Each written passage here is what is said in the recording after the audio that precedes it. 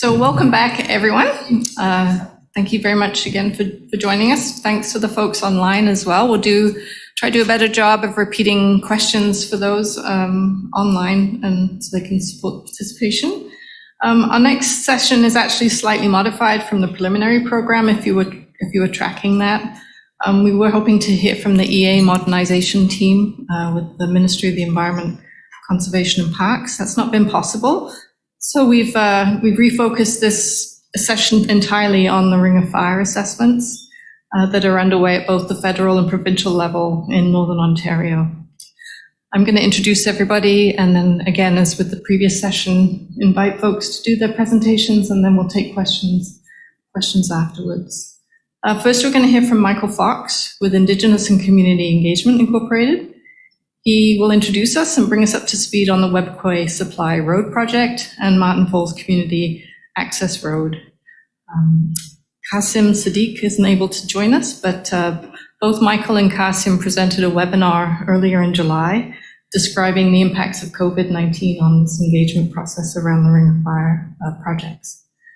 Next, we'll hear from Faiza Waheed with Intrinsic, who will introduce the health impact assessment process that she's been involved in around the federal IA application in the Webquay Supply Road Project. And then last but not least, my favorite friend, Alexandra Bridges with Keepers of the Circle, and she'll be sharing her experiences and outcomes of the Invitation to Voices project that looks at women's engagement in IA, particularly in the North. So I invite you all to read the full biographies of these amazing people in your program that you have in your hand or online. And please, again, hold your questions for speakers until everyone's presented. And thank you for those joining us virtually. Please put your questions in the chat and we will do our best to address those after the presentations. Without further delay, Michael Fox, please.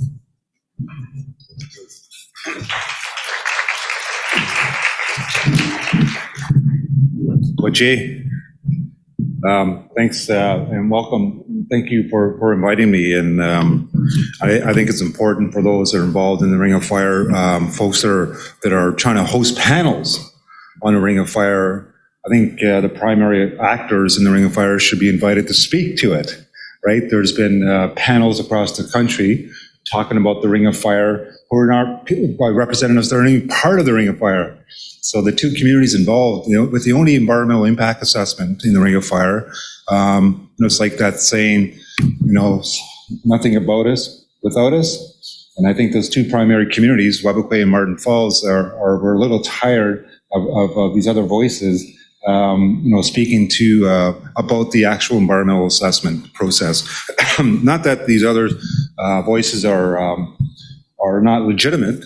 In the public engagement and public consultation, that's the whole purpose, right? To bring in, technical views, public views, community views, and stuff like that. So I'd like to thank Arian for making me aware of this conference. She's over there.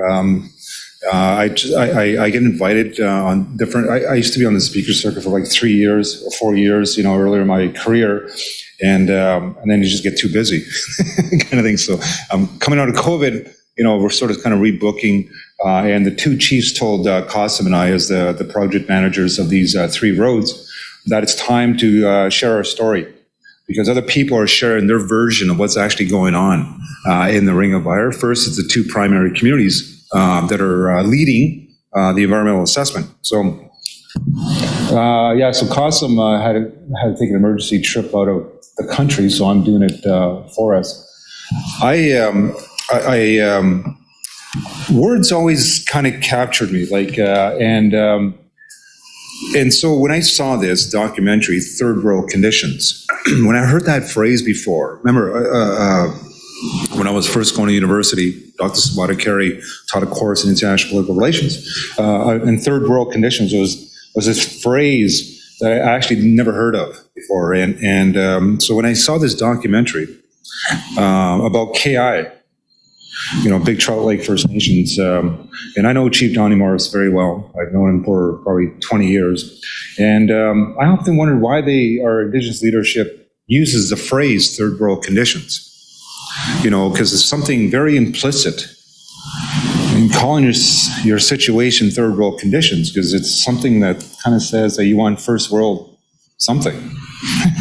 First world standards, right? First world housing, first world healthcare. There's something, when you call yourself third world conditions, there's something implied in there, kind of thing. But it's also not the same as before. So when you Google it, you get pictures like this, right? Not much public infrastructure, not much public services, not public institutions. And then when I saw this picture specifically, it reminded me of this. And that's my grandfather, in those overalls on the mighty river of Winisk. And, and he lived a traditional lifestyle for 40 years before he was, before he settled on a reserve with a shack and a wood stove in Winisk First Nations before it was flooded. Because of the river, I moved to a settlement called Pewanik. And that's the only life that he knew. Just getting the protein off the land, hunting, trapping, fishing. Then he had 10 kids. 8 of them died. It was only my mom and my uncle that survived. Went to residential school and then 2 years, 10 years, and 2 years boarding school in North Bay. And then it was sent back to Cochrane. And my brother and I were born. And we were taken away by Children's Aid Society as part of the 60s school. And then my grandfather had enough money for trapping, to hire a lawyer to get us out of Children's Aid. And then that's how I ended up in Winisk with my grandparents in the shack and a wood stove. And I can still remember the scent of smoked wood and hide, Labrador tea, all kind of mixed. Like that. That's how I grew up up there. And dog sleds. They still use dog sleds in the 70s. The tundra, the beluga whales out in the bay. The seal, I remember all that, and so they never had a chance to raise their own kids, right? This is the first time, my brother and I, that they were actually raised their own kids, kind of thing. So I didn't feel poor. So when I look at this picture, the idea of putting third world conditions, it was a completely different lifestyle, back then. They had their own ways, and they were sharing those ways with my brother and I. So I in fact, I felt cared for and loved in that simplicity of a shack and a wood stove, right? You just don't know any other reference point, kind of thing, until you get older. As I got older, and then I had to decide whether I'm going to go leave the community, as every other remote community members have to decide. Am I going mainstream to school, right, or am I staying? Like my cousins have, and acting out the lifestyle that they grew up with. So I just point that out. I say this because that's where Winisk is. That's where my community is. This is the Polar Bear Provincial Park, and that's where the Pewanik community is when they got flooded out. So at the end of that border, the largest provincial park in Ontario, called the Polar Bear Provincial Park. So you follow that. There's a river that goes. You see the river, the Winisk River, goes all the way down right through Webequie. So that's a main transportation route, since memorial, that all of them are, right, in Ontario. The 4 main river systems, right? Severn River, Winisk River, Attawapsca River, Albany River. When Hudson Bay set up their posts, right, all the Indigenous communities went up and down this river to trade with that post. That's before the Northwest Company out of Montreal, as a competitor, started creating routes to the Great Lakes, the Grand Portage to south of Thunder Bay, and into the Treaty 3 and Lake Winnipeg. So there's historical ties, there's families and all that kind of stuff between those 2 communities. So I know it's not large enough here, but just take a look. So this is 2004. 2005, and then just 5, July 2006, July 2007, and then January. You see when they struck, right? When Noront and struck pay dirt. They found the nickel deposit, and suddenly it was a boom, in Webequie. In fact, there was about 40 something exploration companies. The airport was crazy. It was like 12 to 15 helicopters, fuels coming in, the drums were piling up, for an airport that wasn't designed for that. Wasn't designed, usually have airport authority, to manage all that air traffic and all the contamination, possible spills and stuff like that. So Webequie felt that. And they weren't being heard because, there's majority of those companies are too busy staking, with the staking rush. And in that they protested. They brought in the government representative and they said that, this is enough. Like, no one's listening to us. We want to set up something that's going to allow some say in our traditional area. But before I go forward on that, and so that's 2008. So it just keeps growing. I also want to go back just for a sec. See where I guess, do you have a laser? Is there a laser on this one? You got the laser? Oops. Oh, that's not it. Is there a laser on this? No? Okay. If you go to your left, and you see that dot by Attawapskat just north, right? Like, you see along the river, for those that may know Attawapskat, that's where the De Beers was. So let's go back in time. When they were going through their staking rush. And over time, once they figure out the drilling, the mining claims, they let go of them because they drill them, they didn't find anything, in this case, kimberlite pipes. And over time, they just let them go and it shrinks. But go back to the Ring of Fire, this is the map that everybody freaks over. It's like, look at all this, this big footprint. If you actually look at permits in the Ring of Fire, there's two camps. Like in this map, instead of a mineral claim where majority of the mineral claims, there's no activity. There's actually two dots. There's two camps in the Ring of Fire. And the only other environmental assessment impact stuff is actually two communities that are looking at roads. So that's the background. I just wanted to share that with you. This is the scary map everybody likes to share. Look at, this Pac-Man eating everything up. But that's not happening. It's not, just look at the permitting. It's public information. How much actually activity is out there? So they already went through all this in the discovery phase. They had a problem with that. 40 plus companies coming in through their airports, all over their areas, scaring their harvesting activities and all that. And they put the foot down and they said, okay, let's develop some working relationships. And that's the backdrop of what I'm talking about here. So with, sorry, I'm just making sure I got enough time here. So with the discovery, there was two visions, right? You had Noront and Cliffs Natural Resources. Cliffs Natural Resources had their own vision of a north-south road, and Noront had an east-west road. One of them only had the money, and it was only Cliffs Natural Resources, a global mining firm, and they spent the money, as well as others, to look at a north-south road, much more than Noront. But we worked with Noront's route with the four communities back then, which is another story I won't get into.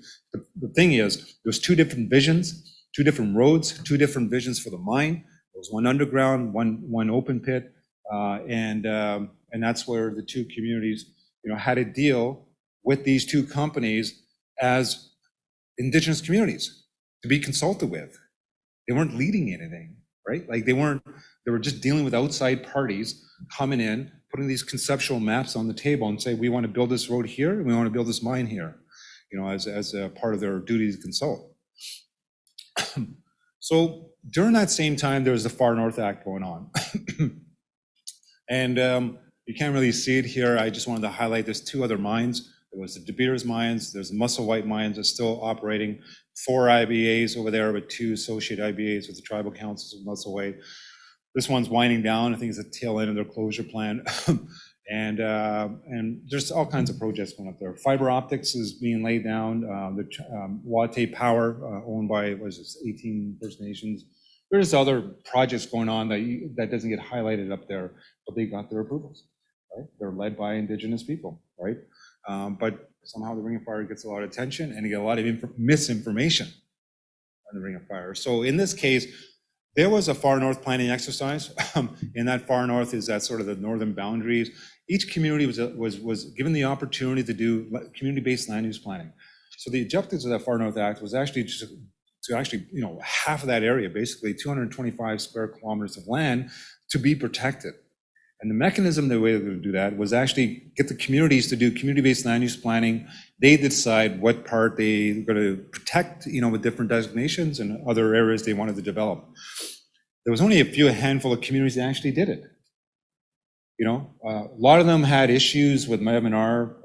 They brought them to bear. They said, well, this is co-planning. We want co-management, or we want co-jurisdiction. Webbequay, Martin Falls took advantage of it. Why not? Let's, it's money from the public. Let's lay out our traditional area, lay out the Indigenous knowledge. Let's collect that and then put it into something in the public record. This is a map right off the M&R website, and they did their community-based land use planning. Nobody else, for whatever reason, decided not to do that. I don't know why. There's a lot of value in community-based land use planning, but they didn't do it. So just another layer of complexity. There's all kinds of stuff going on there in the far north. So you had sort of this far north strategy, policy statements, community-based land use planning, long-term regional infrastructure plans that was going on, as well as the project level environmental impact assessments. So there's layers of complexity, in the far north that you have to be aware of as one navigates that world. So the transition to a proponent. The two communities, was working on two separate projects. Webbequay, I'll go to the next one. So Webbequay Supply Road was looking at an economic development road.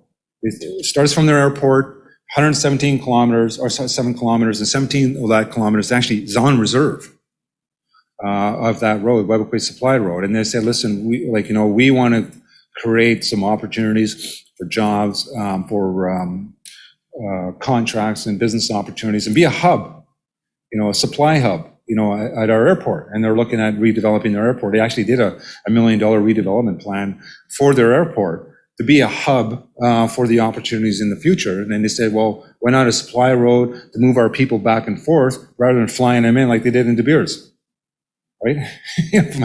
And stuff like they can actually go home, at the end of the day. So they looked at it as 100, said, let's put together a project description. Martin Falls, completely different purpose, completely different timing, completely different funding, said, we want an access road, community access road, ironically CAR for short, but their community, if you go to Martin Falls and talk to the people there, they want a road, unequivocal, a road. Like without a doubt, they want a community access road. And where the two met, not that long ago, was why don't we work at this missing link? We were calling it the missing link, the Northern Road Link. And they said, well, that took about a year to come together, the two communities, and say, okay, let's do this joint venture and look at a Northern Road Link, and connect the two roads together. Industrial road for the mines, specifically for the mines, kind of thing. So 3 projects, 3 different purposes, 3 different project descriptions. So they created this structure. The two they had the chief and councils, the Webbequay community members. They have a sort of a working group, and then technicians, the co-leads. That's Cossum and I. And then we put together the project description, the tour, and it came back and it said, okay, for the federal government, there's 10 communities you can engage with, and for the province, 22. And we've been to Wapakika, KI, Casablanca, Kingfisher, in Webbequay Supply Road. And most of them on the west side say, what are you doing here? Why are you talking to us? So far away, and it's just a dirt road. I'm not joking. But other communities say, they look at these roads as facilitating mine developments, which the Northern Road Link is, right? That's the whole purpose of the Northern Road Link. But not WSR, because, it's about the exploration play that's happening in the Ring of Fire. They want to go back and forth, and CAR is specifically Community Access Road. So there's this layers that we're dealing with, and that adds to the complexity of the story. Consulting. Indigenous knowledge, this is so important. Webequay Supply was like a squiggly line. It's because it was guided by, the project description was actually guided by Indigenous knowledge. Because the most technical route is always,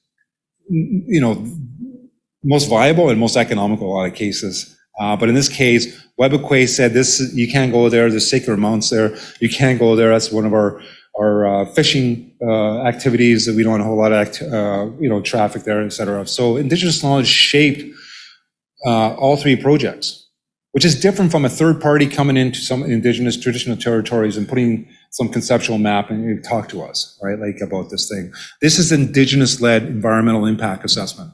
This is what it means.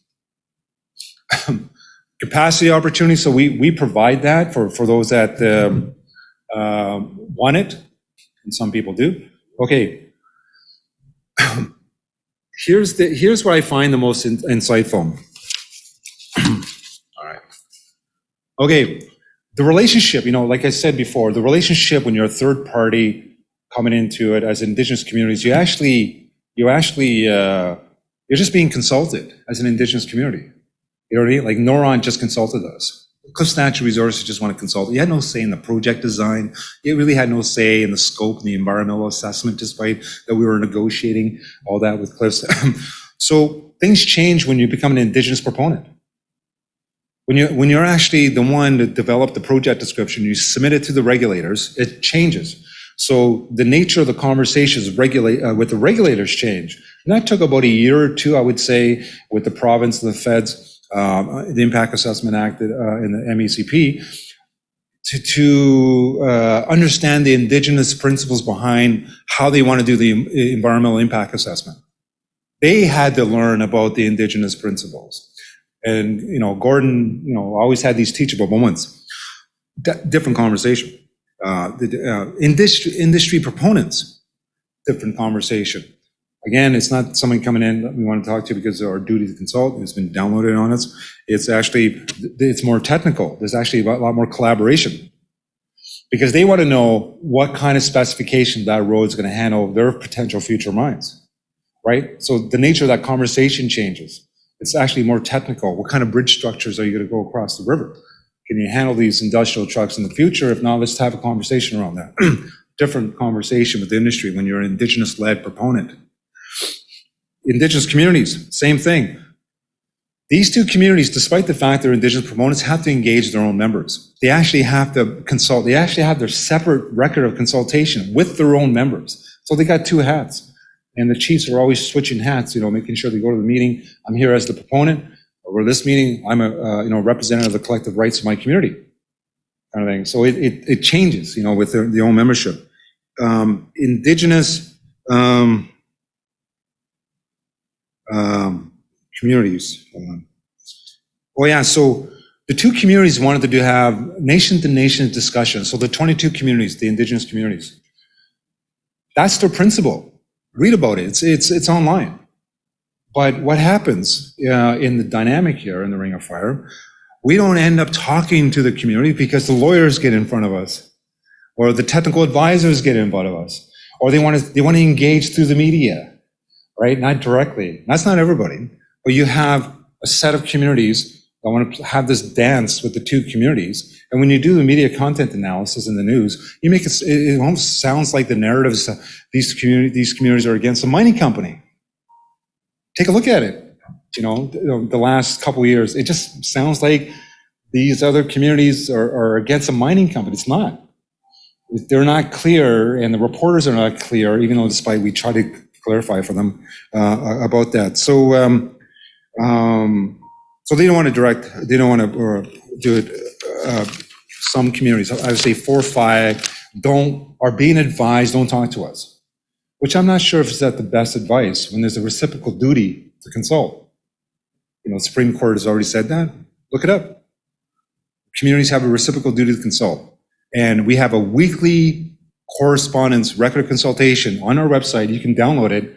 How often, almost weekly basis, that we went out and tried to outreach with these folks. But they're getting bad, in my opinion, bad advice. Okay, last slide, sorry. Okay, the NGOs. Funny that they're friends, your allies when you're against something. They're, as Indigenous, they're all over you, kissing you, hugging you. But as soon as you become a proponent, whoa.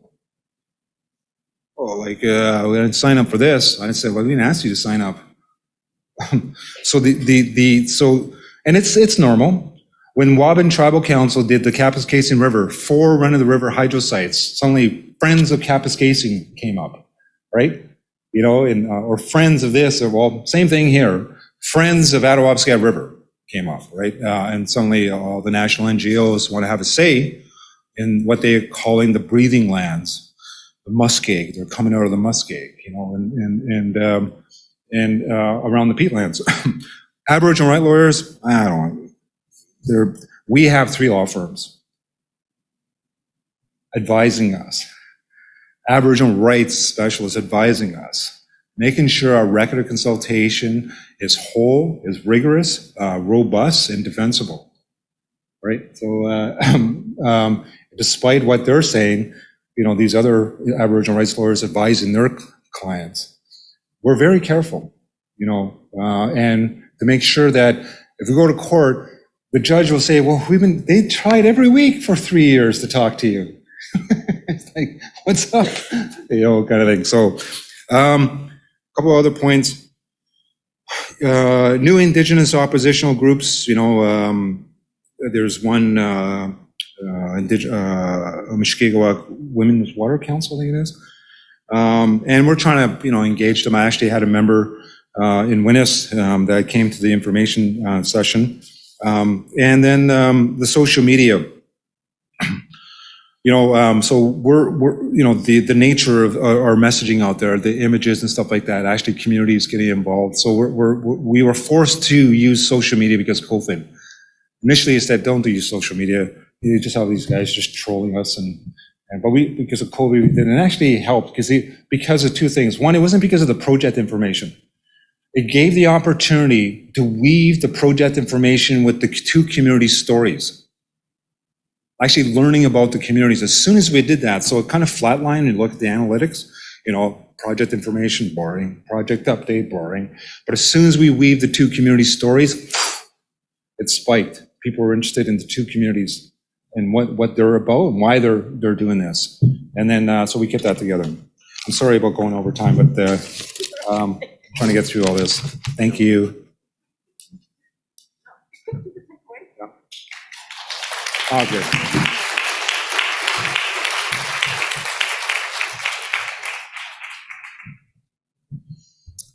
Michael, you can talk about your takeaways when we get to the question and answer period. Would be great. If we can move to the next presentation, please. And Faiza, would you like to come and talk to us about health impact assessments with the Webber Supply Road, please?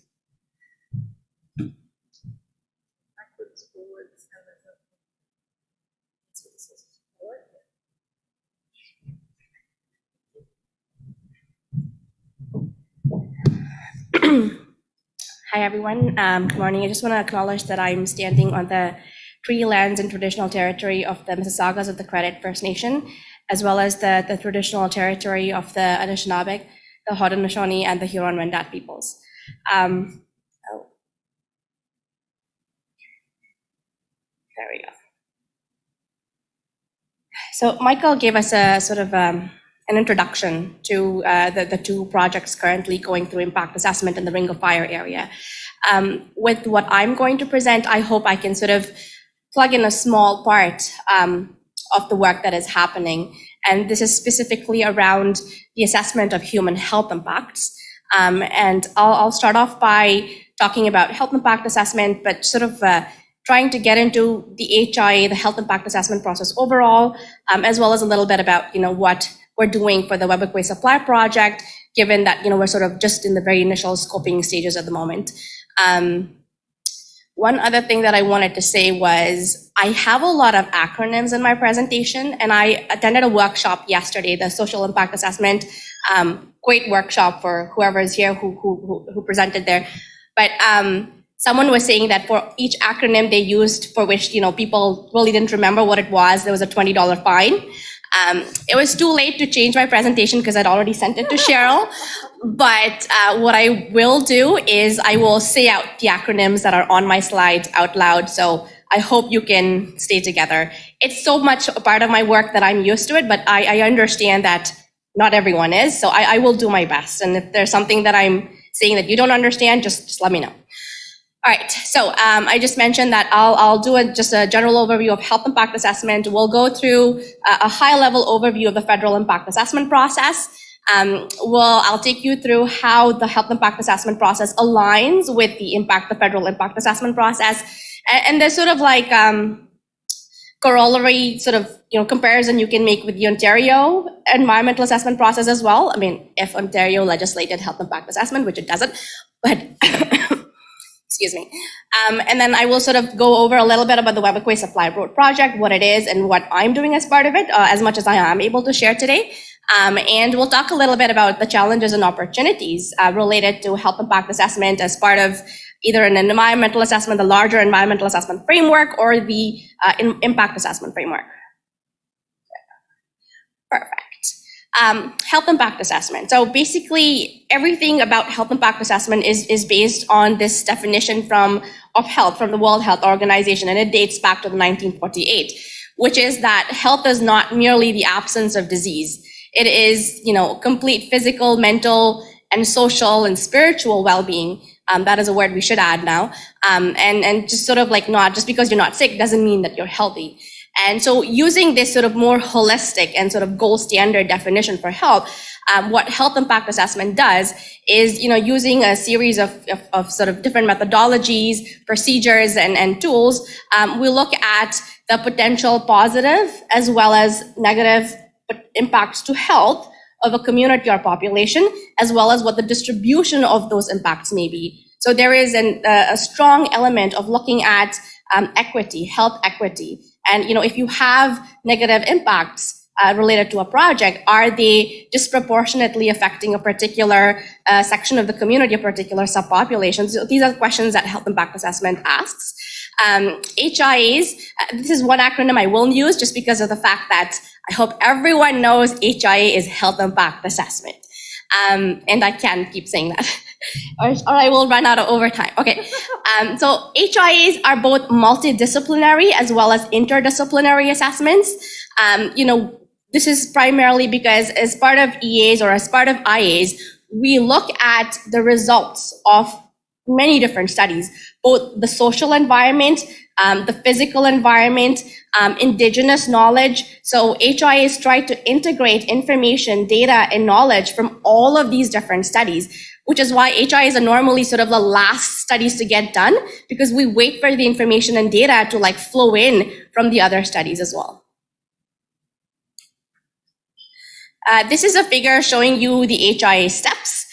As you can see with the green arrow on the left, consultation and engagement are supposed to, not ideally, they're supposed to happen throughout the HIA process. And it is really important because that is what drives an HIA.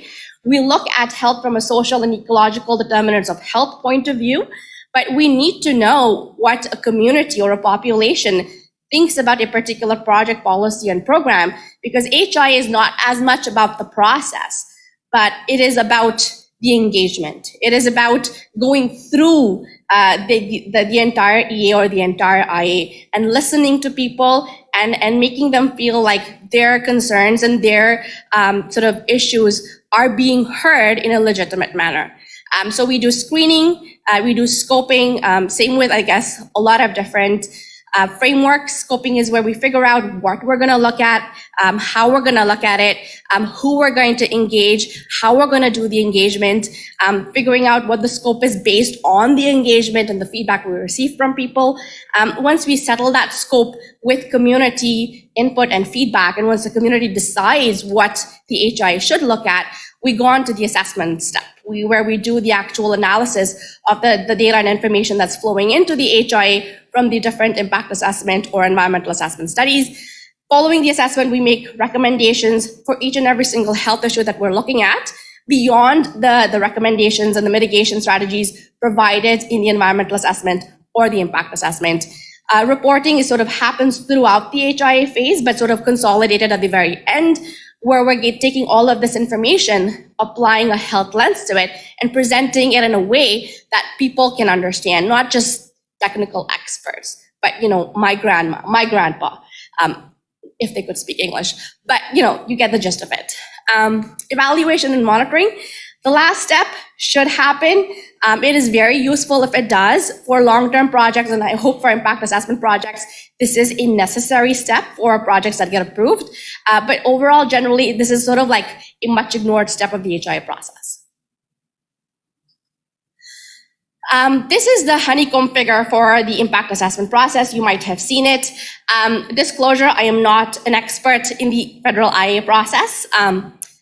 Federal impact assessment process, but I'm going to talk really briefly about it just to situate you, to let you know where most of the HIA steps, where most of the HIA process happens, which is in the first two stages or the first two phases of the impact assessment process, planning and impact statement.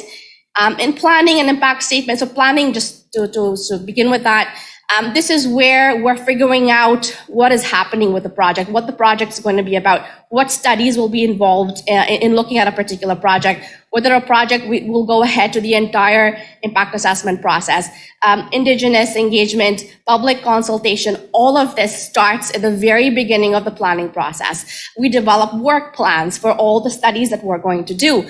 And once we have an idea of what's happening, we move on to the impact statement phase. We're using sort of best science at the time and Indigenous knowledge. We prepare an impact statement of potential human health, social, economic, I'm missing something. Environmental impacts of a given project. When we go to the impact assessment phase, this is sort of more agency driven. They look at the impact statement produced by the proponent, and they sort of prepare an impact assessment report, again, looking at sort of what the major effects of the project might be, to then move on to the decision-making phase, which is driven by sort of public interest. And following that, you have the post-decision phase, where sort of like compliance and regulatory issues are sorted, and monitoring plans are set up. So this is an overview of HIA activities as they happen to sort of like the planning phase. The blue font will sort of highlight a step that is mostly proponent driven, and the green font will highlight a step that is mostly driven by the Impact Assessment Agency of Canada, or the agency for short. So the initial project description, once a project is designated as part of the Impact Assessment Act, the proponent has to produce an initial project description, sort of describing what they perceive the overall potential impacts related to environmental, social, health, and economic conditions of the project might be. Then looking at this initial project description, the agency produces a summary of issues, pointing out to the proponent, look, you haven't done a lot of this. And in all of this time, the agency as well as the proponent should be engaging Indigenous rights holders as well as all stakeholders with public participation plans, Indigenous engagement plans, and so on and so forth. So all of that input feeds into and informs the initial project description, as well as the detailed project description that comes later. Looking at this, the agency then decides whether an impact assessment is necessary and develops what are called the draft tailored impact statement guidelines. This essentially is a blueprint for how a proponent should undertake and prepare an impact statement. So once that's finalized, notice of commencement for the impact assessment for that particular project begins. In the impact statement phase, as I mentioned, in the impact statement phase, as I mentioned, this is primarily proponent driven. So using the information in the tailored impact statement guidelines, the proponent conducts the entire impact assessment, all of the disciplines, air quality, health, social, economic, noise, you name it, land use, everyone is involved, starting with the engagement. They're continuing to do the engagement, they're continuing to do the work, they're writing up everything that they know so far, and sort of proceeding through their respective processes for the studies that they're doing. Again, as I mentioned, engaging with Indigenous peoples and public stakeholders should be done throughout. For HI, this is especially important. As I mentioned to you, an HI is not about what the end result is, but it is about the process and how you carry it forward, how you communicate what you're doing, why you're doing, and why you want people to have a say in what you will end up looking at. The last point there sort of basically highlights that once at the end of the impact statement phase, the proponent should have sort of prepared an impact statement complying with the guidelines of the tailored impact statement guidelines, which is so super important.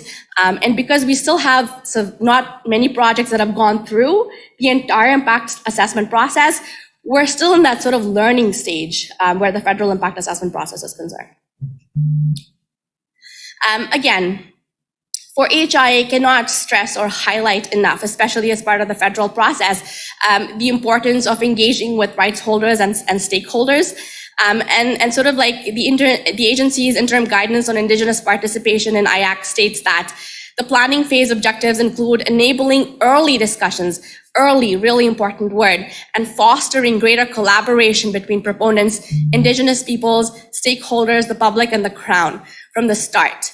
Ideally, early planning will identify key issues, including potential impacts on Aboriginal and treaty rights, which will be the focus of problem-solving efforts during the subsequent phases of the impact assessment. Just a call out to the Ontario environmental assessment process to sort of take note of this. So there's also public participation and meaningful and sort of engagement with Indigenous people plans that are laid out for the proponent to follow, as well as for the agency to sort of make sure they're doing what is necessary. Another thing that we do during this phase, sort of like in the scoping-ish, sort of beginning the impact statement phase, is applying a GBA lens and making sure we have the disaggregated data. And for this, we work really closely with the social impact team to make sure that sort of like the information that we want is sort of gelling with the information that they're going to be able to provide us with. So working together and sort of having that interdisciplinary collaboration between different study teams on, as part of the IA process, impact assessment process, or the environmental assessment process is really, really important. And I don't really want to say too much about gender-based analysis plus here, because I know that there's like tons of really great presentations coming today. Marianne's going to be talking about it as well, and tomorrow, what gender-based analysis plus is, why we're doing it, how it's important, how we should integrate it as well as we can. But sort of some of like the rights holders and stakeholders we should be engaging as part of all projects across the board, Indigenous peoples and governance bodies, members of the general public, proponents, community-based organizations, NGOs, and people who have expressed an interest that they want to be involved or kept informed or collaborate on the project.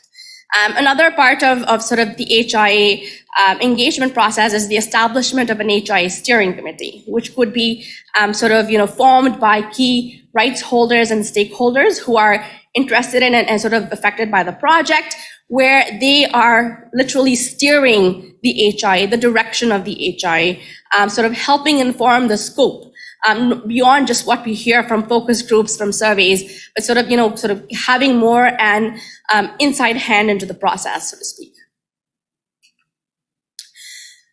So this is just an example of how an HIA uses different studies in the process. So when we look at air quality as an ecological determinant of health, so the relevant IA impact assessment section, the chapter, is the one titled Atmospheric, Acoustic, and Visual Environment. We also supplement this information with results from a human health risk assessment of potential air quality impacts, what is a toxicological analysis of looking at criteria air contaminants and whether they are exceeding the threshold. If we're looking at noise as another determinant of health, the same chapter has that information, and we also supplement this information with literature. Another determinant of health that is very common when we're looking at sort of road-based projects is the addition of active transportation infrastructure. to the project and how the project will incorporate that or affect that. And that subsection is in the land use chapter of the impact assessment. So we use physical and environmental science in HIAs, social science and humanities, including gender-based analysis plus information, health and medicine, as well as traditional knowledge, community knowledge, and integrate all of it.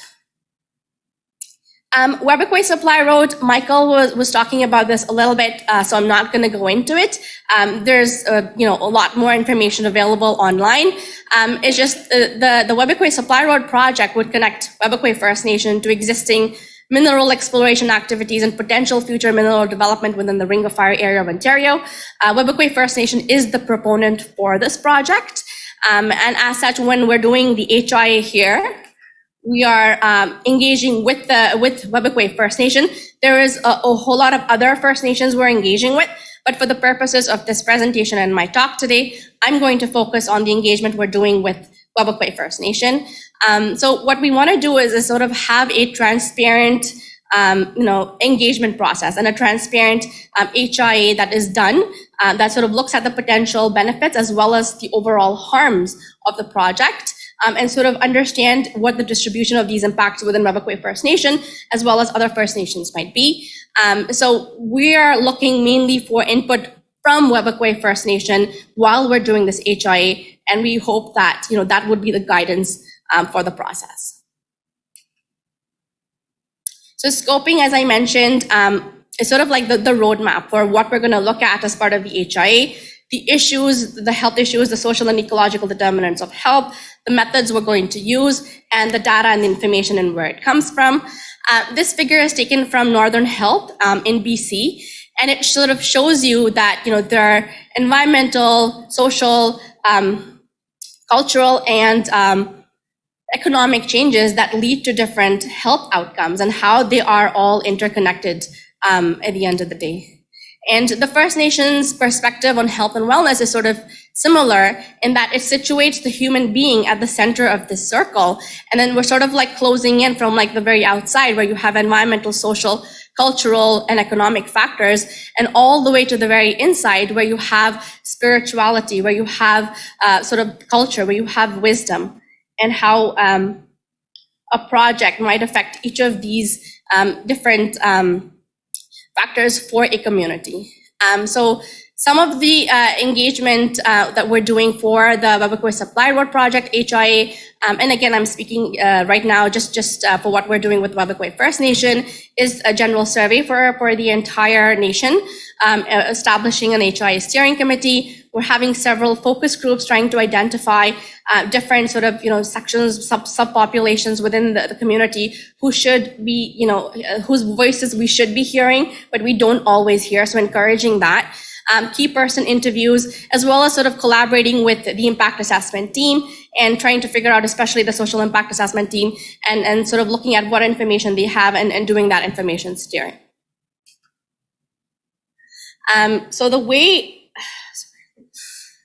can't believe it, 2 minutes left. Okay, all right. So the way the Tailored Impact Statement Guidelines described how the human health assessment should be done is looking at the social determinants of health in these 3 levels, where you have level 1 determinants of health, which are, sort of like the more immediate sort of factors that affect our health. The behavioral, biological factors are our immediate physical environment. And then the level 2 determinants of health are factors that then affect our immediate physical health and our physical environment, which is access to services, and then the social, cultural, and economic factors. The level 3 determinants of health are more systemic factors, and they sort of describe the power structures that people are governed by and how those in turn affect level 2 determinants and then level 1 determinants. So we're looking at about 15, 20 determinants of health for the Webequay Supply Road Project. We're still in the scoping phase. We're still engaging with the community. We don't yet have a final scope, but sort of where we feel there are connections between these 3 levels of determinants of health, we want to make them and identify that this is where the actual impact starts from. Like this is like the structural sort of inequity leading to these, lack of services for peoples, right? Like healthcare services. And this is how it impacts the person, sort of, their immediate physical health and their immediate physical environment. So because we're not there yet for the Webekwe Supply Road project, this is a just general slide on recommendations and how we do this for the HIA. I sort of skipped the assessment step a little bit, just because it's sort of, pretty detailed. But essentially, when we do an assessment for a health impact assessment, we sort of try to center ourselves, like, using a framework that has 3 main steps. The first is sort of, why are we looking at this determinant of health? What is the connection to health? We're talking about air quality. Why does air quality impact health? How does it impact health? What are the things that we should be looking at? What are the parameters? And then sort of looking at what the current conditions related to air quality in that community might be, and sort of how the project then might make it worse or better, depending on what the air quality study says, what the human health risk assessment done on air quality impacts says. So sort of connecting those 3. And once we have that assessment done, we then make recommendations that are specific to each and every single determinant of health we look at. These need to be feasible. These need to be sort of actionable, and sort of assign actors to each recommendation that we make. And again, incorporating feedback and input from rights holders, from stakeholders. What do you think should change if this project needs to come, and what do you think should happen? Like, you have to provide the recommendations to us. Challenges and opportunities. I guess challenges for a health impact assessment would be same for any other process that anyone working on environmental assessment does. But for me, the opportunities are sort of really, really meaningful. It's like being able to collaborate and learn from other teams, right? This is really important. Being able to engage with people, go to where they're at and hear their concerns and listen to them. Again, that engagement piece, sort of trying to highlight to Ontario for its environmental assessment process, and how that could really learn and sort of just grow with what we're doing in the state of Canada right now. And sort of meaningful engagement. What does that mean, really? I mean, we could probably have a whole session talking about just meaningful engagement and what that means. But it's something really to think about when we are out there in communities, in nations, engaging them and sort of asking them those questions.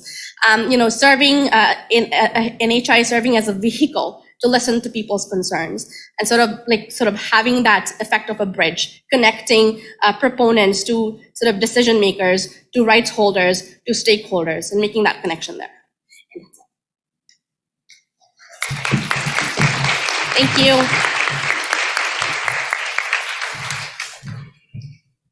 Thank you, Faiza. Thank you for keeping that in 20 minutes. Over to you, Alexandra, please, and then we'll have some time for questions.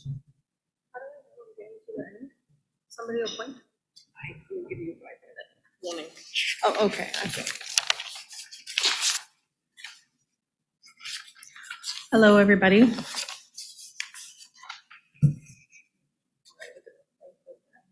Oh, yeah. Okay. So I just want to thank the organizers for allowing me to present on behalf of our partnership.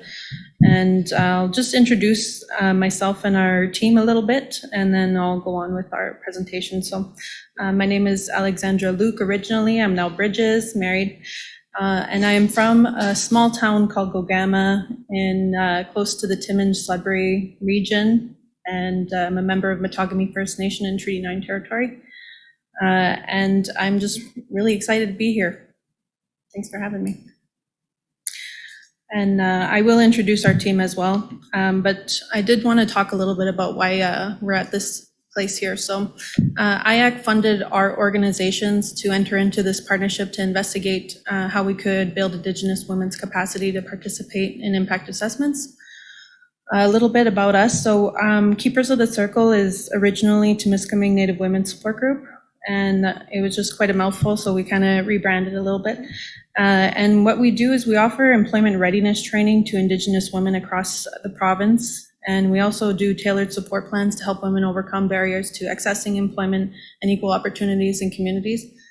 We're in a very development-heavy area. We have centers in Kirkland Lake and Timiskaming Shores region, so it's just very, very mining focused in the area. And then for Ananau, Tumingit, Katiget Regional Inuit Women's Association, a TRIWA we call them, They really focus hard on entrepreneurship opportunities for women, Inuit, Nunatsiavut beneficiaries across the coast of Northern Labrador.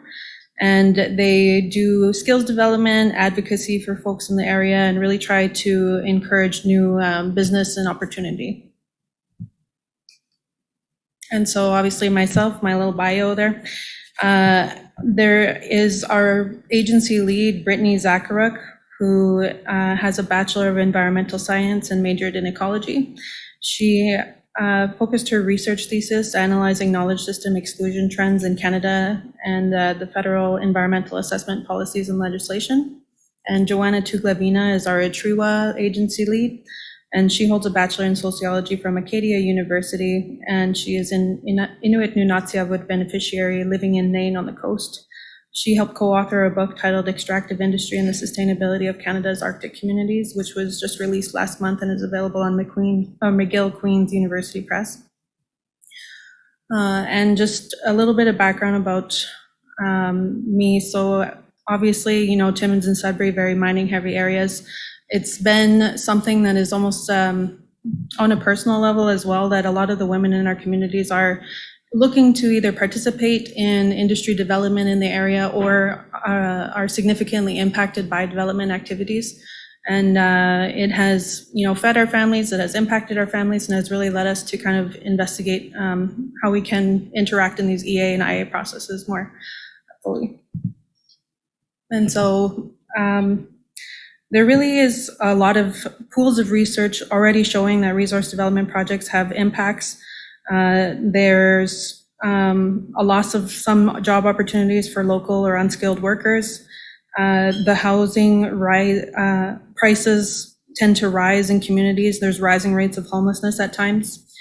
There can be higher rates of food insecurity because of rising food costs or loss of access to traditional food sources. Just strain on infrastructure and services such as hospitals, and increased incidences of gender-based violence, sex work, and human trafficking.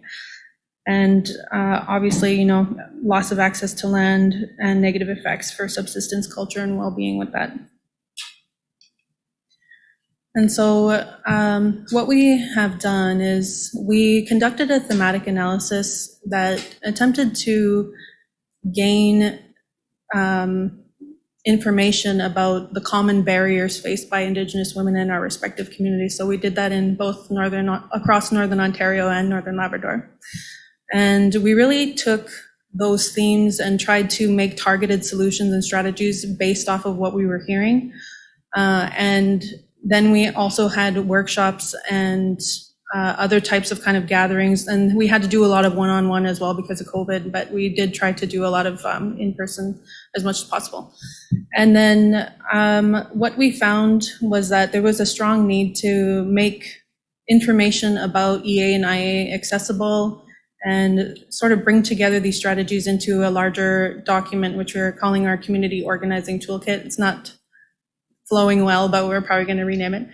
And now what we've done is essentially we've created, through our networking, we've met with women of all walks of life, people who have worked in industry, people who have had impacts, people who are experts in the field in various capacities, and tried to show some of our findings to them and really try to measure, are they working, are they not working? And then we started doing workshops, actually teaching about EA and IA processes with some contextual information and really trying to raise awareness about EA and IA participation. And so what we've heard, and I'm not going to spend too much time on this slide, but just to say that nearly every woman and gender diverse person we spoke with reported that they did not feel included in decisions regarding their traditional lands. Many women brought up concerns regarding access to the benefits purported by resource development projects in their respective regions.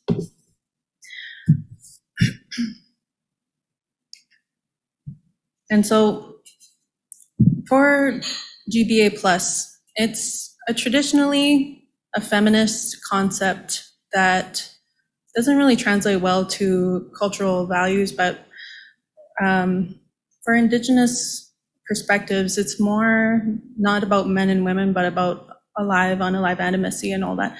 So we've been challenged in the past to say, what about men in this conversation? Why are we focusing on women? And what we respond with is that it's a known fact, it's known data that Indigenous women experience distinct and unique impacts from resource development projects, different from other groups in society.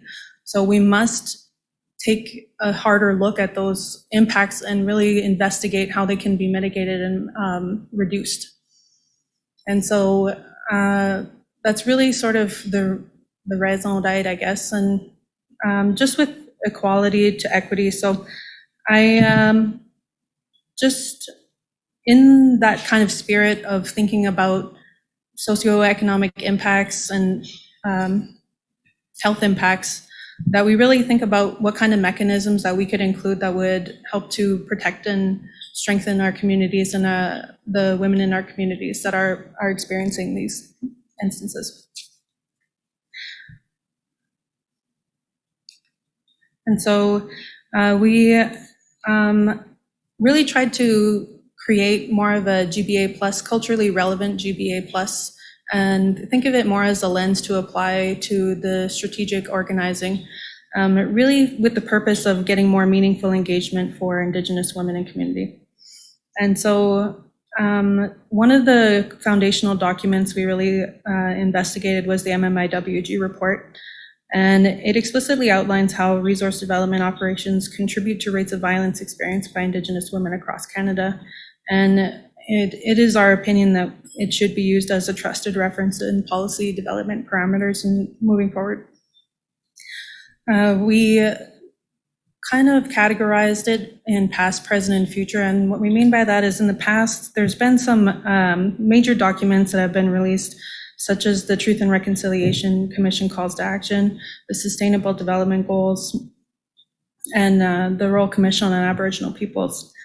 And so we included those as sort of some of the foundational documents, as well as looking at cultural precepts guiding our work. Inuit, Hayu Mayu Tu Hangit, I practiced. And so that is Inuit IQ and knowledge base that we refer to in the principles. And then Mino Bimadzewin, excuse me, for First Nations communities. And with that lens, along with CRGBA+, we started writing about various strategies that we could promote to support and uplift Indigenous women as leaders and as advocates for their own well-being and livelihood and community. And so part of that, I'm just going to kind of touch on some key highlights. There's many, many topics. It's actually ended up being a much longer document than we had intended, but we investigated safe spaces and preventative education, coordinated approaches to addressing sexual assault and crime prevention in communities. We examined appreciative inquiry approaches to information gathering, rights-based approaches, participatory methods such as community mapping, long-term land planning, and policy development in community, and looked at case studies of employment and training initiatives and the inclusion of urban Indigenous groups in that. And there is just so many interrelated topics that go hand in hand with some of the barriers experienced that we needed to include a future component, that there is so much good work already happening across this nation that is in many communities, many different areas, and that there are sort of these systemic barriers that also need to be overcome in future to be able to collectively work towards more meaningful results, such as the inclusion of trauma-informed approaches, more strong industry policies, and EA and IA parameters that mandate consideration of trauma impacts, the implementation of mental health crisis response systems, infrastructure considerations such as adequate housing, transportation, and food and water security, and different information accessibility tools that could exist. And so information is being given in a language that is very technical in nature and not super culturally relevant. It's very difficult to get adequate feedback about scientific topics when the data cannot be explained in a way that is understandable or relatable to people. And it really speaks to teaching versus presenting. And what we see in the experiences we've had so far is that many times it's going into a place that is a little bit foreign and being talked to for a couple hours and then being expected to provide, a lot of cultural context in those small spaces. So it really, there have been calls that teaching and talking about what data studies mean, people who are very knowledgeable about the studies that have been conducted actually doing the consultations in community so that they can speak about the results in more clear and detailed ways.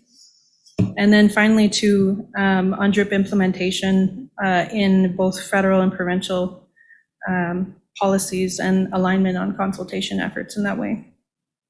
And I also did want to highlight too that we really promote uplifting of Indigenous-led initiatives, especially regarding baseline data collection, traditional land mapping, protocols around engagement if they're deemed necessary, and the National Inuit Strategy on Research.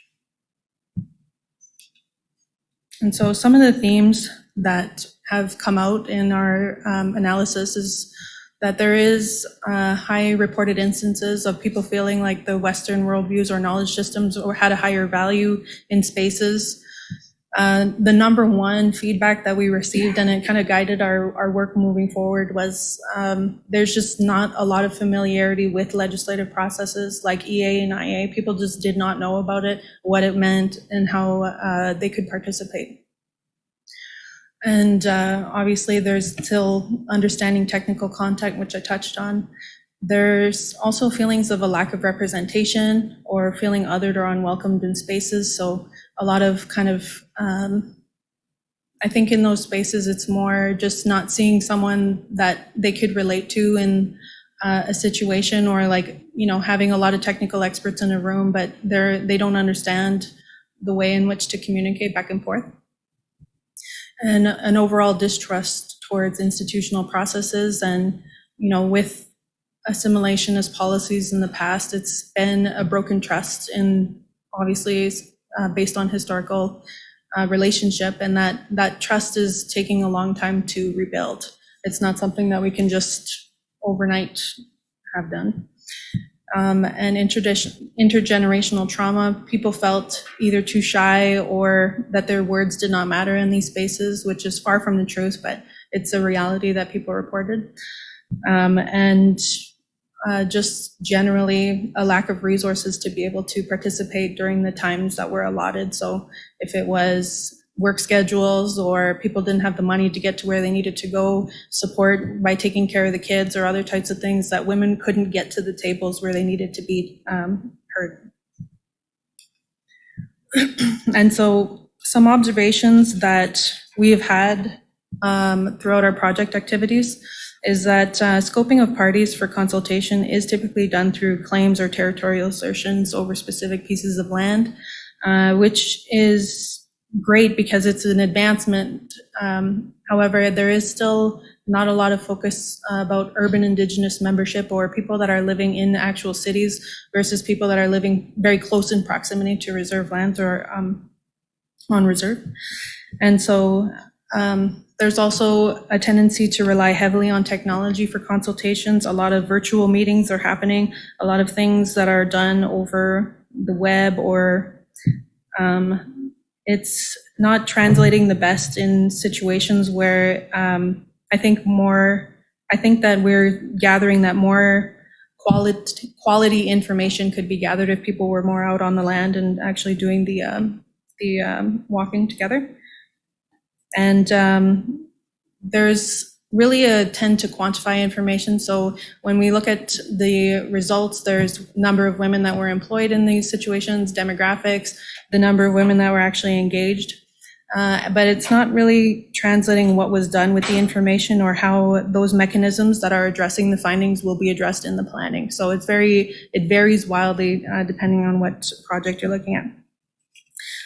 And that Indigenous knowledge is relational. And so when we're looking at the timelines, people need to get used to the information and become accustomed and learn about it more before they can respond. And that creates, with the tight turnarounds and timelines, it creates a situation where people feel very pressured and put into situations where they have to scramble, and it's not capturing the full picture. And so for this one, I just wanted to say that when we review the EA and IA summaries of concerns, or those types of kind of comments collected, that there still tends to be a reductive and isolationist of individual relationships between them. It's very bullet point. This is what the issue was, XYZ. And it takes away from larger, more complex concepts such as inherent ecological value, spiritual connectedness, and traditional roles. And so this is just a radial graph that we had made, and it just shows how the value in EA and IA for industry is directly tied to a positive or negative decision about the process. They can't move forward without getting the approval. And so their values for it are all tied directly to it. But for Indigenous peoples, it's more about the effects on individual values and their interrelationship between them that creates value in EA and IA. It's not about the actual document or process of going through it. It's about the results and how those impacts will be affecting these values. There's a really strong need to quantify values and place a price tag on them, and that some communities really reject this and acknowledge that their values are not for sale. Some communities wish to maintain ecological integrity, and frictions occur in how to mitigate conditions that suit all people involved. And so I'm getting low on time, but I did just want to say that there's significant questions about the need to revise certain parts of Ontario's EA process. And I'll let kind of the technical experts go into that a little bit more, but just to say that the EAA has limited parameters for consultations and public inclusion in EA, and it has been criticized for providing EA exceptions frequently. The need to reform in Ontario's EA process is being called for by many different parties. And I think that a key takeaway is that people are worried about the impacts of major industry development in Northern Ontario with the critical mineral strategy announcement, that goes through Indigenous lands. And that the amendments to the Far North Act have removed protection of 225,000 square kilometers of land across the Boreal Shield of the North. And so, major projects across Northern Ontario are being conducted, and this stage is set for things that are to come, and the opportunity to get things right is now. And so some key takeaways is that community-led assessments in EA and IA processes lead to better results where all stakeholders are, they lead to better results anyways. 1 minute, I'm feeling pressured. Okay, and that there are good case studies about how Indigenous law can lead to positive results for all of those included. One example we can point to is the LNG plan review done by Squamish First Nation in BC, that they did ultimately approve the project moving forward, and it was a good result for everybody involved. And that women's traditional roles as water carriers must be uplifted. There's a lot of impacts to water bodies in our territories, and it's really important to underline and protect them as much as possible in any projects in their planning. And then as well, just that GPA Plus is only as useful as the tangible and measurable contributions or conditions that are imposed. So without mitigating the socioeconomic impacts of women or to women in their communities, it's just data collection. And finally, just going back to basics, and what I mean by that is literally door to door, knocking, making sure that people are having conversations and doing the legwork necessary to make sure that all membership and impacted Indigenous people are included. So wait, one last slide. Sorry. Just to say too that next steps, and I won't spend too much time, but just to say that that we're in a critical time of nationhood rebuilding in a sense because of the policies that have happened in the past, that there is a need for intergenerational knowledge transference, and that every time we have impacts to our territories, it interrupts that or changes it in some way. And so we need to look at how we can keep that continuance strong and flowing well into the future. I had more, but I'm going to leave it at that. Sorry.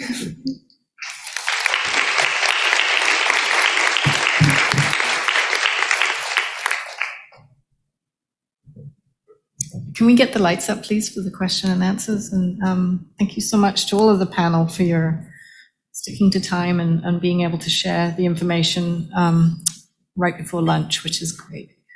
Any questions? Let's just see if there's anybody from the audience that has any questions that they would like to ask. And before you answer on this side, I just have to repeat the question for folks that are online. So just give me a minute. Go ahead, please. So this is a question mostly for we'll touch a little bit on challenge of communication, asking questions to reveal communities in a way that people understand and still contribute to engagement. And I think this challenge that no matter what part of the EA we're on, what technical field that's still relevant, based on your experiences and projects, lessons learned, are the things that work well for you and things that do not work as well. So just to repeat for online, the question is what things have worked well in terms of communications around engagement and what things have not worked so well. Maybe Faiza, you want to start? Hi, this is I think Marianne's going to touch on this a little bit more, but my experience with the engagement with Webaway First Nation is that I think engaging with sort of key stakeholders within the nation and equipping them with the ability to sort of speak with other members of the nation rather than just sort of us trying to bridge a gap, maybe that was a gap too far, and then sort of learning more from the nation. How do we communicate with you? How should we do this? Is this question okay to ask? Can this question be asked in a different way? Sort of learning from nations and sort of, from non-Indigenous communities, like sort of like trying to understand the community from where they're at. So doing sort of a lot of work in the background before you go out and do that engagement and consultation. That is really important because, we can come to projects with like this sort of frame of mind where these are the questions we're going to ask. This is how we're going to do it. This is the information I absolutely need, right? And it doesn't really work like that. Real life is very different. And especially with COVID, people's sort of lives have been, shattered and sort of for many people, but like their lives have been upended, right? So it's not always easy. It's not always possible to get that information for people to be there to share it with you. So sometimes I think, a better course of action, and when we found this to really help, and again, Michael can speak to this some more, is with my experiences in Webaway First Nation is sort of enlisting the help of members of the nation to sort of, engage with the nation, overall with us. So sort of helping bridge that gap and sort of understanding and making sure we understand and we know the kinds of questions we can ask, how we should ask them. That was it's a learning experience for me, and I found that was helpful. And what's not helpful is going with a list. I need these answers. I need it in this time. Send it to me. It works nowhere. Alexandra, do you want to add anything to that about what you've learned through your project around the communications piece? I would just say that using visual and auditory examples would be good. Like, it's always good to have backup examples of what you're trying to say. So it's not enough to just list studies or all the species that in the Latin terminology in your presentation. You must show pictures, go out into nature if you can, and actually have those conversations on the land if possible, because by activating all the senses, it creates more quality feedback. Without doing that, it's only creating a mental mind-to-mind conversation rather than heart-to-heart, I would say. And that sounds all spiritual or whatever, but no, I think it's just more making sure that you're actually being as engaging as possible and keeping people's attention during the processes, because it's very easy to lose people. It's very boring, it's very dry. We've all read the reports. And so having any way to create more examples or visual media would be a good helpful thing. Michael, do you have anything to add? Because you did make a point about saying how the social media stuff was all really good, boring when you were talking about project descriptions, but once you started weaving it into community story, it's actually really important. Do you have any other things to share about that? I remember listening to Alexandra when she said that had to be understandable and relatable. It's actually the challenge. I mean, this question is very project specific, sector specific, and community specific. So the further you go away from the urban centers into the far north, they speak their language. So it's not just understandable and relatable; it has to be translatable. And so we had a task force for Webakwe that we brought in the speakers and basically had like a table like this, and I would present just like a summary, like a project proponent. How do you say project proponent? Proponency, right? In Oji Cree, like how would you? So they talk about leadership, and it couldn't be reduced down to a word. It was actually a descriptive thing that they had to say in their own language. So the translatability of those Indigenous language speaking communities, that's the real challenge for communications. Mainstream stuff, it takes time. It's like the level of sophistication you're actually trying to achieve, in terms of making an informed decision. Sometimes it's more intuitive. Sometimes it's conceptual, and other people like the seasoned practitioners, because we have to create communication products that's going to meet the community needs, the general public, and then the technical advisors, and manage all that as an Indigenous proponent. Thanks. There's some online questions.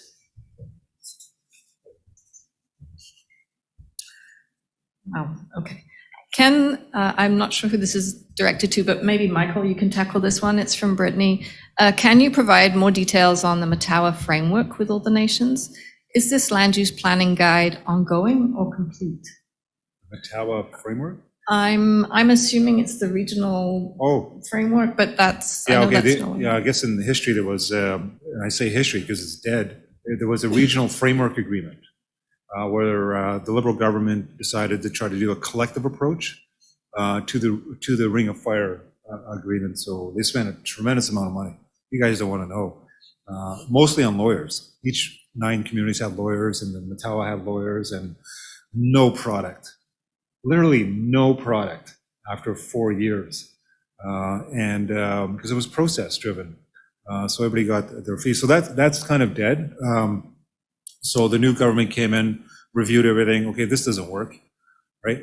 So let's do a bilateral arrangement. So that's what they did, the bilateral arrangements with willing folks that actually want to get engaged in this. And that was Martin Falls and Webakwe. So they stepped up and put up their hand and said, we want to be proponents of the roads because it serves our interests in the future and our aspirations. Yeah, and maybe just the province isn't here, so maybe this is also talking a little bit about the community-based land use planning process, like Martin Falls and Webakwe are along in that process. So are you able to sort of comment on where they are with their land use plan? So you saw the map. I just don't understand why the other communities didn't do it. It's such a value proposition. I just don't understand. Why wouldn't you want to outline the Indigenous knowledge, the land utilization patterns of your own community, so that when a proponent comes in, that you can actually your starting point is actually more further advanced, and so that community-based land use planning was sort of a community-driven thing, but there's other planning layers in that too. I mean, Leslie, he's here from Webakwe, he led the comprehensive community planning. This was another layer on top of that kind of thing. So it's still going. What they took out was what actually Anishinaabe Nation did not want in, was this arbitrary number of 225 square kilometers of protected lands. They just didn't like that. If you went back and when it was announced, it was the most eclectic, weird mix of opposition to it. The Ontario Municipal Association, Chamber of Commerce, Anishinaabe Development, or Anishinaabe Nation. The Indigenous communities in the Far North opposed the Far North Act. because they didn't like that 225 square kilometers of protected lands, because a lot of them were transmission lines, fiber optics. Like, no, we'll determine what we want in terms of public infrastructure and where it goes in our land, like not the Far North Act. And sterilizing land or from development opportunities for that's what. So they opposed that in the Far North Act still, right? That principle, like, don't tell us what to protect and not protect, and what to develop and not to develop. We'll determine that kind of thing. So that was part of the Far North Act changes, and those that had the draft community-based land use planning, the map you saw up there, they're still in play. Thanks, Michael. The next question is for Alexandra. Can you elaborate on some of the roles you found that women can play in the spaces? And then the follow-up question is, how do we create more space in IAs for women? And maybe that's Indigenous women in particular, but your comments. I think that for Indigenous women, what we notice is that there's a wide range of values and priorities associated with resource development. So while there is a certain demographic of women that want to access jobs and opportunities that come with resource development, there's still a wide range of women that either cannot or wouldn't participate in resource development activities, but they're still experiencing the impacts from them. And so what we've noticed is that there is sort of this untapped resource of women who are willing to work and they would want to participate in other types of fields of study, and they play a huge part. Like women, we've heard over and over again that women are the heart of their nations and their communities. So, for community planning or long-term strategizing, traditional land occupancy and usage, women have a huge role to play in those types of responsibilities, and investment into getting skills and technology training for women in those areas, I think, would be a huge contribution to the field. And it's really, really needed. Like some communities, what we've noticed is there's a huge disparity between the organizational level. Like some communities are really ready to take action and respond right away in an EAI process, but others are just trying to stay afloat, trying to meet demands that are increasing as time goes on. And so anything that we could do to create our own baseline data, our own studies to have on hand and have these kind of core documentation would be helpful for navigating these future kind of like critical mineral strategy and everything. So it's a very quick, fast-paced world that we're kind of living in right now, and then we need people that are focused, listening to that type of work and doing it. And one more question from the floor, and then I'll let everybody go have some lunch. But please go ahead. Thanks, I could listen to this panel all day. Thank you so much. I'm curious if either of you had any personal experience about comments on the federal flyer regional assessment. Michael, You have 1 minute.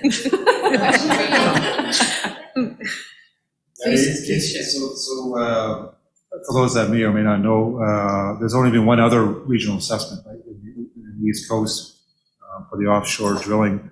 So this federal government minister decided, based on, I think it was 3 requests. It was 3 requests that for a regional assessment, so they, the minister said yes, and they started, I guess, negotiating with Ontario. In terms, because Ontario has all the data, right? Like what does the federal government know about the far north of Ontario? It's Ontario M&R and Ontario Geological Survey. Like they have all the data, and so they negotiated over a period of 2 years, essentially over COVID, a draft agreement in terms of reference, which was posted for public review, and for whatever reason, their interpretation. And probably some political pressure with 5 chiefs that actually met with the minister and their political staff, that they wanted not, so that they moved the request. They added to the request. They wanted a regional assessment, and then once they got it and it was in motion, suddenly they demanded an Indigenous-led regional assessment. right? So that's what they lobbied for. And so that draft agreement didn't reflect, quote, an Indigenous-led regional assessment. And so they kind of parked that 2 years of work and said, okay, let's talk to the collective of basically Matawa and Mushkegowuk communities and see if we can come up with some kind of regional assessment agreement with the Indigenous communities. And right now, the technical and legal advisors are talking with each other, trying to organize. They came up with a draft. They brought it to the chief. The federal government, the federal minister, environment minister, was supposed to go to Webukwe in June, I think it was, or July, and at the AGM of Matawa, but he got sick, so that was canceled. And then when we tabled the draft agreement from all, when I say lawyers and technical, like that's the technical level, brought it to the chief after that AGM, and they just, there's about 3 or 4 that cut it up, and did, it's the first time I seen it, so the Matawa group and the Mushkegowuk, they're trying to work together to come up with some principles so that they can have a unified front for the federal minister what a regional assessment should look like. So that's the current status, and I just had my last call. Actually, I got a call this afternoon with that group, so that's where it is. So we don't know the scope. There's a high expectation, by the Indigenous group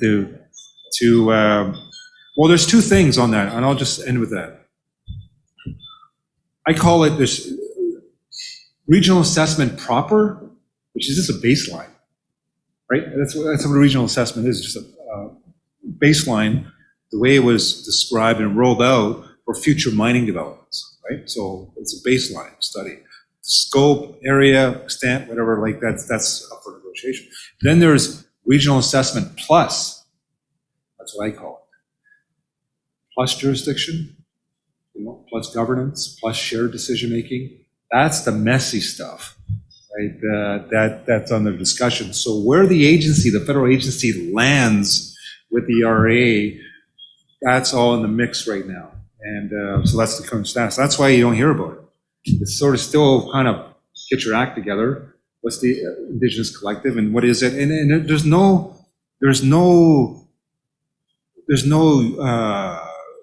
unison adjustment. Remember, the 2 communities, Martin Falls, Webukwe, is primary in that whole discussion. So you got 4 agendas. I would say there's 4 agendas with this whole group. One is you have some Indigenous groups with NGOs behind them, no development. We want no development. That's their agenda, the end goal. The other agenda is a robust EA plus enhanced EA to ensure that environmental management and mitigation measures is as extensive as possible. The third one is jurisdiction or shared decision making. That's the other agenda item. And the fourth one is commercial opportunities. So it's they're saying they want this and this, but they actually want to be in the deal flow, the future deal flow. So to me, that's the 4 agenda items in this group, and they're trying to come up with a set of principles they can agree on to table to the federal minister. Thank you very much. Can everybody give us a hand, please, with and encourage you to ask and chat to Alexandra, Faiza, and Michael over lunch, which is now. So please enjoy.